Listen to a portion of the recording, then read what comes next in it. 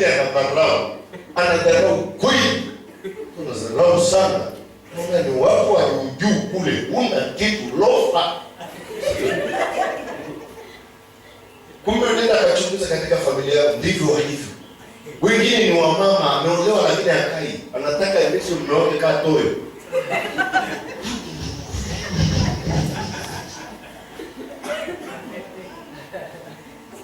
Kumbe ni roho. Mama yake yuko hivi. Bibi yake yuko hivi. Anataka kutawale. Zaidi anakupiga. Wengine wanachukua zote mpaka anapiga. Mtu mwanamume. Sikia nimeenda kuamua mahali kwa nyumba yake, naenda naingia ndani pa. Nafungua mlango naingia. Nakuta mama ndio analia lakini baba yuko chini. Amekaliwa kifuani anadungwa kweli. Alisimama Yakobo peke yake. Akasema hii roho, ninajua mama yangu alinidanganya. Na mama ndio alisuka mpango wote wa kumwambia paa ngozi. Nitakupikia chakula ambapo mume wako hajawahi kupika. Hajawahi kukilamba hata siku moja tangu siku za mama yake alipomzaa. Nitakukangia chakula kitaki. Akiingia na kaa kwenye laini atatoka. Atakujua. Ukiamua kumsuka mtoto wako ataenda hivyo hivyo. Ndio maana Biblia inasema alivyo mama ndivyo alivyo binti yake. Alivyo baba ndivyo alivyo na kijana wake. Roho zile zitatenda kazi. Hasa tunatakiwa tunatokaje? Hiyo ndio yuko. Si kufundishwa. Unaweza kufundishwa masomo kama, lakini jinsi ya kutoka kwenye rema. Jinsi utakavyotoka. Jinsi ya kuchunguza kizazi chako. Jinsi ya kuchunguza maisha walionao. Maana kama ni magonjwa, maradhi mabaya yanaweza kuwa yanasafiri na mtu. Mungu alipiga babu kwa ajili ya miungu yake. Kile ile magonjwa ukifanya mchezo amezaa mtoto yanaingia. Akizaa huyu anaingia. Kama uliingia uongo, basi hata na magonjwa yote yanaweza kuingia. Kama yaliingia uongo wa kila aina, basi na umaskini unaweza ukaingia juu yake na ukakutesa. Kama baba anazaa na usikie na mjukuu anakuja anazaa. Isaka alikwepa, hakuzaa na usikie, lakini mjukuu wake akazaa. Na wakashindana kwenye ndoa kweli. Wanashindana. Anamwambia Raheli, anamwambia nipe mwana, kama sivyo nitakufa mimi.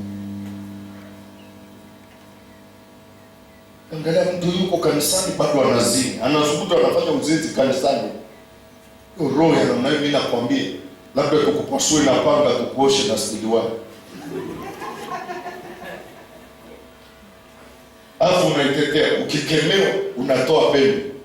Ama nenda kakae baba. Kwa nini ile roho inakuwa vile? Au ishtaki. Ukishtaki dhambi unapona. Ishtaki. Ishtaki mbele ya watu. Sema jamani, baba, hata kama ni Bishop Macha, nitasema hii roho jamani inanitesa, nifanyeje? Tafuta msaada wa kutoka. Waambie watu, basi utadharauliwa lakini utakumbatiwa na Yesu. Amen. Yesu atakukumbatia. Hatajua potelea bali uchukiwe, lakini aibu yake itakuwa ya muda mchache kuliko kuficha dhambi. Ukificha inaotaga. Ukumbuke Yakobo alisema dhambi inachukua mimba, tamaa inachukua mimba, alafu na ile mimba inakomaa, inazaa dhambi, na dhambi inazaa mauti. Inaenda ngazi kwa ngazi, inaanza kwenye tamaa na kuficha na uongo. Sasa nikwambie, ndio maana juzi niligusa pia kiti cha Daudi. Kilimgharimu kiti alichokikalia. Ametengeneza kiti cha Sauli. Kumbe Sauli na yeye bodyguard wake mkubwa alikuwa ni Abineri. Abineri ndio alikuwa mkuu wa majeshi, na huyu Abineri na Sauli ni mtu na mdogo wake alimweka kwamba amlindie vita, lakini mtoto wa baba mdogo ndio akamweka, akamwambia kaa kwenye hichi kitu, utakuwa amiri jeshi wa kulindia vita. Kwa hiyo alimweka. Kwa hiyo kile kisasi ukiangalia cha damu kilichokuwa kimejaa damu, Sauli alikalia kiti kilikuwa kina damu, ambao na kina Abineri wakamuua Abineri, akamuua Asaheli. Asaheli ambapo alikuwa mwepesi wa miguu, anayempenda Mungu, anamcha Mungu, akamuua. Lakini na Abineri alikufa, na hata Sauli alikufa kwa kutundikwa juu ya mti porini, akiwa na yuko vitani anakimbizana, alinaswa na kamba na akapigwa mkuki. Kile kiti, akaja Daudi akakikalia kile kiti. Alipokikalia kiti, lakini nikwambie kilimgharimu pia Daudi. Kama hujakivunja sawasawa kiti, kitatoa majibu yake tu, kikifika mahali kitachipua. Unajua kilichipuaje? Daudi naye baada ya kukikalia alitembea na mke wa Uria Mhiti, na baadaye alipanga mbinu akamuua Uria Mhiti. Kile kiti kikawa na damu ile, yeye amekitakasa, lakini bado kiliendelea, kikazaa uovu. Na kilipozaa uovu, kilikamata mzaliwa wa kwanza. Mzaliwa wa kwanza wa Daudi alikuwa anaitwa Amnoni. Kwa hiyo Amnoni naye alipokikalia kile kiti, kilizaa madhara mawili. Alipo Daudi amelala na mke wa Uria Mhiti, pigo la kwanza, naye Amnoni akalala na dada yake Absalom, akaja akamuua. Kile kiti kile kinazaa uharibifu, kikapiga, alafu kukaondokeshewa uovu. Na yule mtoto atakayezaliwa kwa mke wa Uria Mhiti, Mungu akamuua. Alafu akamwambia nitakuondokeshea uovu. Kuondokeshewa uovu ni kila kitu. Maadui wote wanakuja kwako, wanashambulia, wanakuja njia saba, wanapiga kila kitu chako. Wewe una kazi ya kuomba, unafanya mchezo. Una kazi ya kuomba, sio kukimbizana tu mjini. Unakimbizana na mji lakini hamna chochote. Uthubutu kufunga ndani ya mwaka mzima hujafunga. Hata nikisema hapa sasa tunyooshe mkono, utaona aibu tu, maana mzama kwambia haya aliyofunga huu mwaka. Unasikia? Nani amefunga kwa huu mwaka huu? Aliyothubutu atakufunga hata siku moja. Naona mmoja ameinamisha kichwa chini. Sikuulizi mwanangu. Wewe piga pozi. Lakini utajua nikwambie kitu. Kuna vitu umevikumbatia ambao vinahitaji sana maombi ya nguvu. Ukiwa na hasira inao sababu, ukiwa na uongo inao sababu, ukiwa na ushirati inao sababu, ukiwa ni mtu wa fitina na uzushi, kuna babu yako alikuwa hivyo. Ukiona na michezo kanisani katika nyumba ya Mungu, leo unaokoka, kesho unarudi nyuma, unaokoka, kesho unarudi nyuma, kwa sababu ukiona vita kali inakuwa inainuka kwako, ina sababu. Tutoke. Bwana Yesu asifiwe. Nataka jinsi ya kutoka. Nani anataka atoke? Unataka utoke? Fungua kitabu cha Kumbukumbu ya Torati. Kuomba rehema kwa ajili ya kizazi kilichotutangulia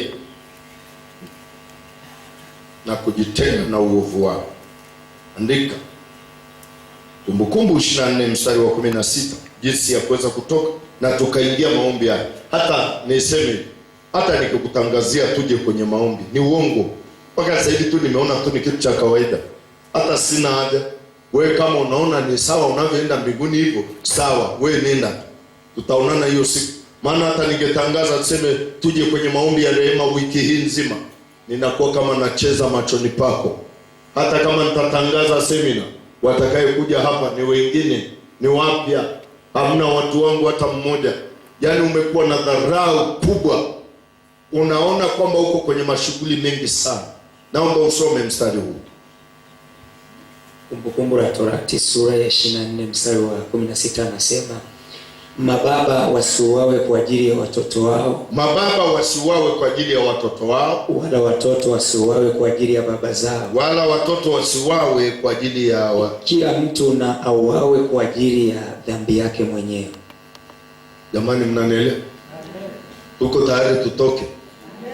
Hebu rudia tena mstari huo, alafu usimama na uambie hivi, uambie hebu fateni jinsi ninasoma. Simama. Kwa ajili ya watoto wao. Rudia tena kwa sauti. Mababa wasiuawe kwa ajili ya watoto wao, wala watoto wasiuawe kwa ajili ya baba zao. Kila mtu na auawe kwa ajili ya dhambi yake mwenyewe. Sema kwa jina la Yesu. Tangu siku ya leo, kila mtu na auawe kwa uovu wake mwenyewe. Ninajitenga na hiyo madhabahu ya babu, madhabahu ya bibi, madhabahu ya wajomba, madhabahu katika nyumba yetu, katika jina la Yesu, katika ukoo wake, katika ukoo ninajitenga na agano la damu, la uchawi, la uganga, najitenga na mizimu yao waliokuwa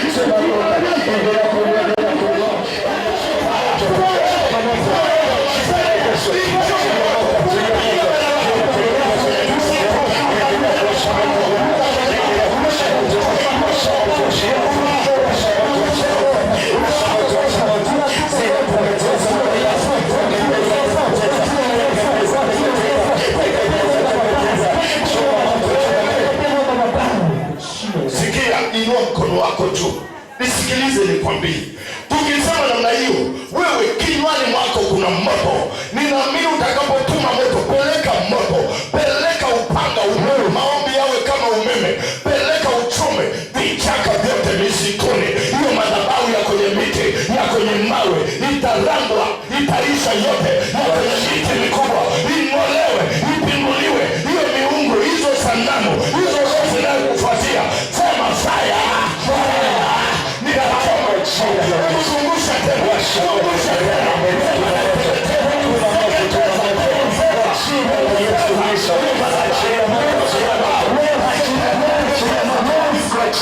Yesu Kristo. Endelea kuwasha moto milele. Washa moto, washa moto, washa moto, washa moto.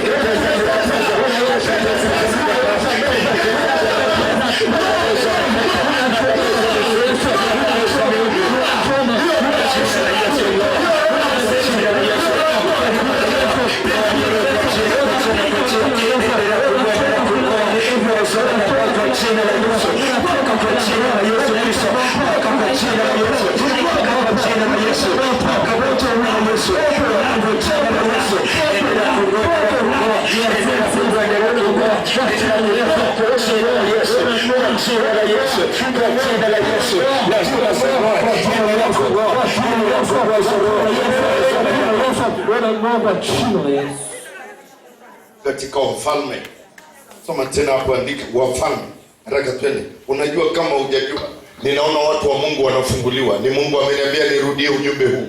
Ninajua unaenda kutoka, lazima utatoka, utakuwa kama ulivyo. Lazima tukianza kuomba, wewe vua. Ukiona mwingine anakuangalia yuko kwa ustaarabu, wewe achana naye, wewe endelea. Unapotoka ni wewe peke yako, watakuona hivyo hivyo. Wewe ndio unateseka, hamna mtu anajua mateso yako. Fungua kitabu cha Wafalme wa Pili, Wafalme wa Pili sura ya 14 mstari wa 6.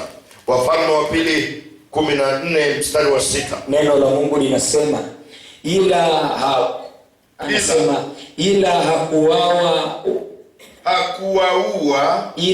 hakuwaua watoto hao wauaji kama alivyoandikiwa. Ngoja nirudia tena.